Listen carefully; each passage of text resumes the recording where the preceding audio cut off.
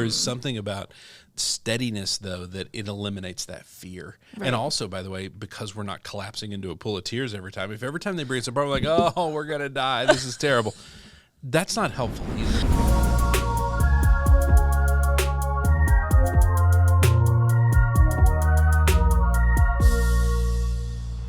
Hey everybody, welcome to the Leader Lab. This is Leadership Shorts, quick thoughts to help you level up your leadership. My name is Chad Wright. I am the founder of Forward Partners, and I am joined, as always, by my partner in podcasting, Emily Grace Deal. Emily, what are we talking about today? Well, psychological safety is kind of a hot topic these days when it comes to organizational health. In nerdier leadership circles, in the yes, organizational it is a health hot realm. topic, yes. So what are some of the benefits of psychological safety, and how can we create it? I love this discussion because this really is a huge key for us as leaders. Is we have to, like everything, intentionally create it. We're not going to accidentally create psychological Right, just stumble safety. upon Yes. psychological safety. But there's these basic statements that are signs that you have created psychological safety, and we can kind of dig into these to see the benefit. I came across this. This was I'm trying to remember the podcast.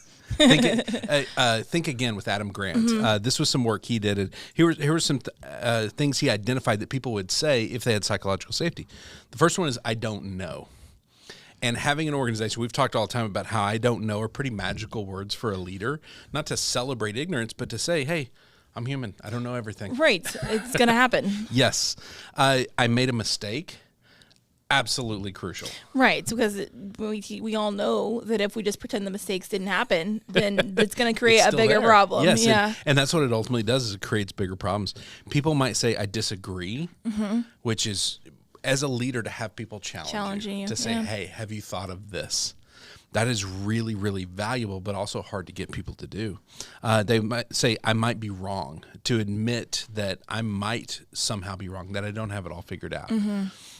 They might say, I have a concern, which it's kind of like the admitting mistakes, right? If we don't talk about concerns, what if it sprouts into a bigger problem? Right. If you see a red flag or an issue somewhere and you don't point it out because you don't feel safe to do so, then that definitely can create an issue. And the last one he had is what people might say is, I have an idea. You know, we don't think about this often, but if you don't create psychological safety, then at the end of the day, people are not free to share ideas. They may not trust you with those ideas. So let's talk about how we do that. So those are some things people might start saying. That's a sign you have created psychological safety if your people are saying those things. And those are all deeply valuable when it comes to discovering new ways of doing things, new challenges we have to face. But how do we actually create it? And the first piece, we've referenced this a lot, is we talk about deploying realistic optimism. Right? Right. We need more optimism. We need a lot more optimism in general. But it's got to be realistic.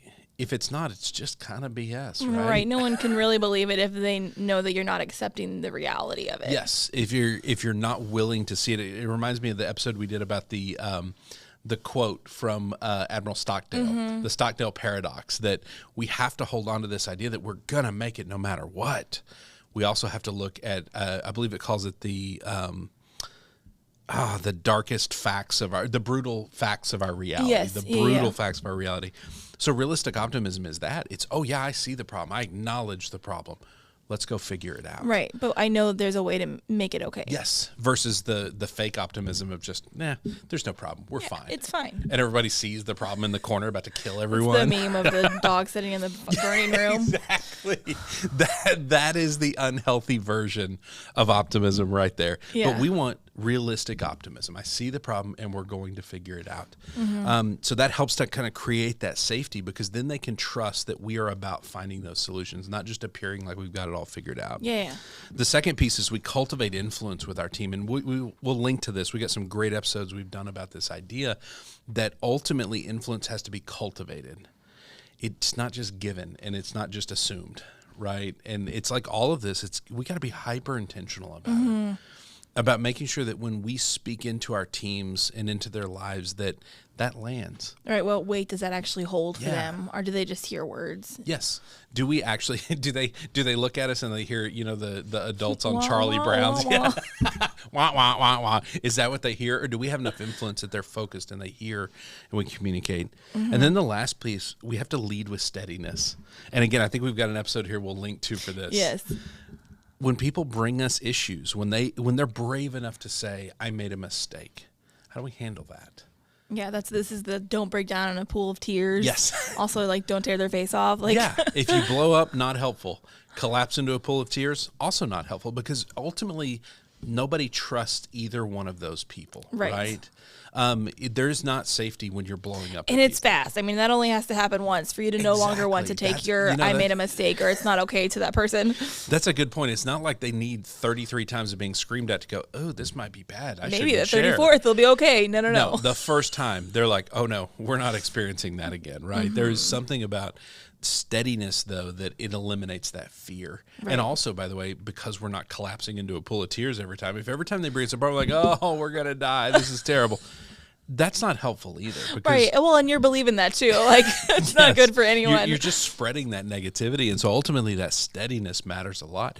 And so I think these three things are really part of that recipe for how do we create psychological safety. Mm-hmm. Because what psychological safety ultimately unlocks with all these different statements that Adam Grant listed is the idea that we are openly communicating about everything. Mm-hmm. That we can, it's what I call putting our fear on a table. We can say, I'm afraid of this, or I don't know this, or here is my challenge, or here's the mistake, whatever it is.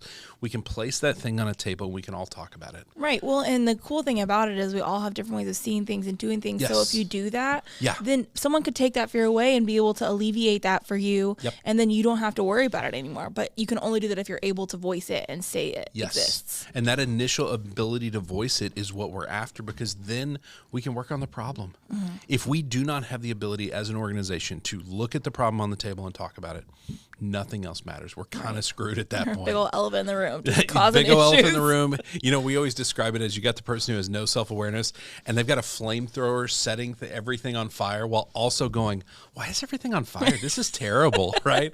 If that's the reality, if we can't discuss things and truly get to the core of our issues, that's kind of the reality we're living in. And so it is on us as leaders to intentionally create psychological safety. So leaders, let's talk next steps. Have you intentionally cultivated psychological safety for your team? Are you hearing some of these things? Are they willing to bring you mistakes when they make them? Or do they try to cover them up? Are they willing to say, I don't know? Or does everybody feel like they kind of have to have the answer all the time? Are they willing to say, I have a concern? Are they willing to challenge your leadership? That is a huge sign. But have you intentionally cultivated that? Are you hearing those things? The way we get there, realistic optimism, cultivate that influence, be intentional about earning your people's trust, and ultimately, are you leading with steadiness? Ask yourself those questions and really examine those areas and see where you think you land. And if you look at it and go, I don't think I've done a good job creating this, I haven't been intentional about it, those are your steps to getting there. I would encourage you to take those. Great conversation. If people want to send us questions, if they're wrestling with this idea and don't know what next steps are for them specifically, where do they send that to? To lab@forwardpartners.net. Lab@forwardpartners.net. And if they want to find us on Facebook, Instagram, most importantly, LinkedIn, because we're putting so much work in there, where do they find us? @ForwardPartner. @ForwardPartner. Thank you for this conversation, Emily. Thank you. John, thank you for producing with Porchlight Productions. And thank you for joining us. Please share this with fellow leaders that you know, like, subscribe, do all the things. It means the world to us that you would give us a little bit of your attention in your busy, busy schedule. We will see you next time right here in the Leader Lab for Leadership Shorts.